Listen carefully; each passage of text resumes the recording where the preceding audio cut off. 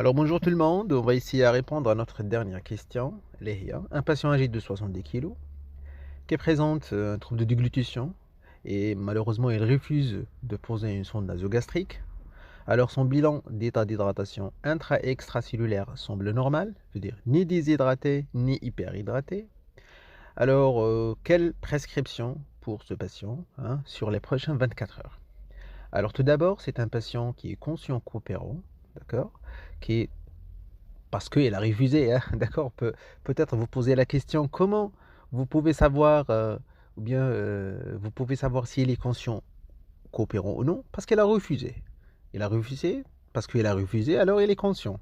Parce qu'elle a refusé, ça veut dire qu'elle est coopérant, d'accord? Bon, quand on dit refuser, refuser par sa propre volonté, d'accord?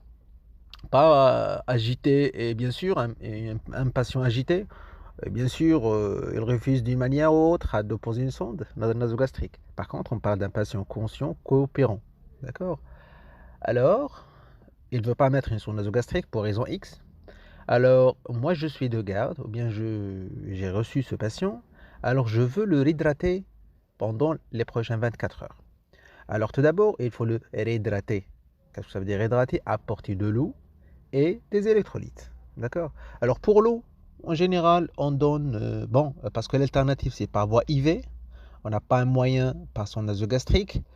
Pour les prochaines 24 heures, bien sûr, je ne vais pas mettre une gastrostomie ou bien une jejunostomie d'alimentation rapidement.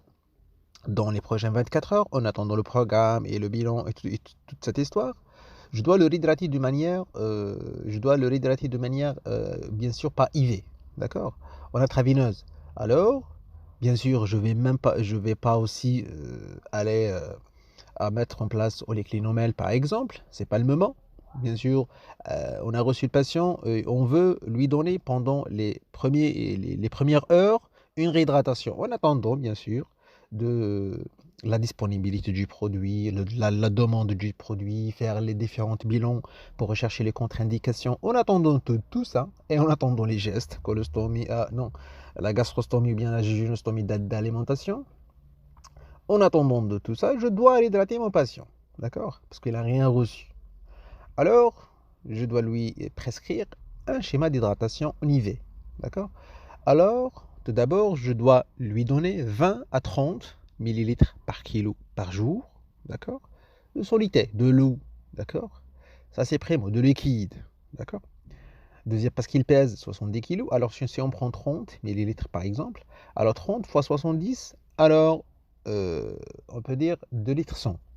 Alors à la limite, on peut dire 2 litres, d'accord? Alors il nécessite 2 litres par jour de liquide. Maintenant, il a besoin d'un apport glucidique. Il a besoin d'un apport énergétique. Alors, quel est le meilleur apport énergétique? Bien sûr, c'est le glucose. D'accord? Alors, je lui donne 50 à 100 grammes. D'accord? Et 50 à 100 grammes, cette 50 ou bien 100 grammes, je peux la trouver dans une soluté qui s'appelle dans un soluté qui s'appelle le sérum glycosé. Rappelez-vous que le G5, quand on dit G5%, ça veut dire 5 grammes dans son 6C. Dans le L-litre, j'ai les 50 grammes. D'accord? Alors, ma prescription alors sera glycosé, liquide, se forme glycosé. D'accord? Maintenant, je dois rajouter des électrolytes. Alors, en général, chez les patients en état d'hydratation normale et sans déficit, d'accord? Ni hyponatrémie, ni hypernatrémie, ni hypomagnésémie, veut dire sans déficit ionique, d'accord? Alors, il a besoin de 1 à 2 millimoles par kilo par jour de sodium, 1 millimol par kilo par jour de potassium et de chlore. Alors, rappelez-vous toujours que le 1 g de NaCl est égal à 17 millimoles du sodium et le 1 g de KCl fait 13 millimoles de potassium. D'accord? Alors, je fais les calculs pour un patient qui pèse 70 kg. Je trouve que mon patient a besoin de 4 à 8 grammes par jour de chlorure du sodium et de 5 grammes par jour de chlorure du potassium. D'accord? Alors, je dois les répartir, ces deux électrolytes, sur mes différentes perfusions. Alors, je peux mettre comme premier schéma un glycosé de G5% ou un glycosé 5%. Je prends 2 litres parce qu'on a dit qu'il a besoin de 2 litres par jour. D'accord? Alors je prends 4 flacons. Je mets dans les 8 grammes que j'ai du sodium dans les 4 flacons. Alors je mets 2, 2, 2, 2. D'accord? 2 grammes dans chaque flacon de NaCl. D'accord? Et je rajoute, j'ai 5 grammes de potassium. Je dois les mettre, bien sûr, sur les 4 perfusions. Alors je mets 2 grammes. À la limite, je mets 1 gramme dans chaque perfusion. D'accord? Alors si je donne 1 gramme pour chaque perfusion, je vais donner juste 4 grammes. Et c'est peu. D'accord? Alors je peux donner dans 3 flacons 1 gramme, 1 gramme et 1 gramme. Et dans le dernier flacon, je peux mettre 2 grammes. Et c'est la concentration maximale du potassium dans un flacon de sérum salé ou bien glucosé. D'accord? Par 500. Peu importe, salé ou glucosé. D'accord? Et n'oublions pas toujours le calcium ni le magnésium. Alors vous pouvez mettre une ampoule de calcium, soit chlorure, soit gluconate, de calcium et de préférence chlorure, d'accord, chlorure de calcium, dans le flacon du matinée. Et vous pouvez aussi mettre une ampoule de MgCl dans le flacon de, par exemple, de 20 heures. Alors vous pouvez répartir ces 4 flacons sur les 24 heures en mettant chaque flacon chaque 6 heures. On met chaque flacon sur chaque 6 heures, ou bien chaque 6 heures, veut dire à 10 heures, à 16 heures, à 22 heures et 4 heures du matin. Voilà. Alors chaque 6 heures, on a un flacon. Et chaque flacon contient 2 grammes de NaCl. Et chaque flacon contient 1 gramme, 1 gramme, 1 gramme, le dernier 3 grammes de KCl.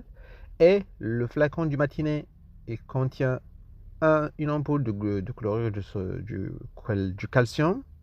Et le flacon de 10 heures du soir, à 22 heures, dire, on met une petite ampoule de MgCl. D'accord? Ça, c'est comme soluté de l'hydratation pendant les 24 heures. Attention, bien sûr, les troubles hydroélectrolytiques. Si le malade il est déshydraté ou bien hyperhydraté, cette quantité, on doit la changer, on doit la calculer. Si le malade il présente un trouble électrolytique, hypocalcémie, hypercalcémie, hypomagnésémie, hypermagnésémie, bien sûr, l'apport sera différent. D'accord? Alors la base de ces calculs sur un bilan hydroélectrolytique normal. D'accord? Voilà, j'espère que c'est clair. Si vous avez d'autres questions, marhaba bikoum.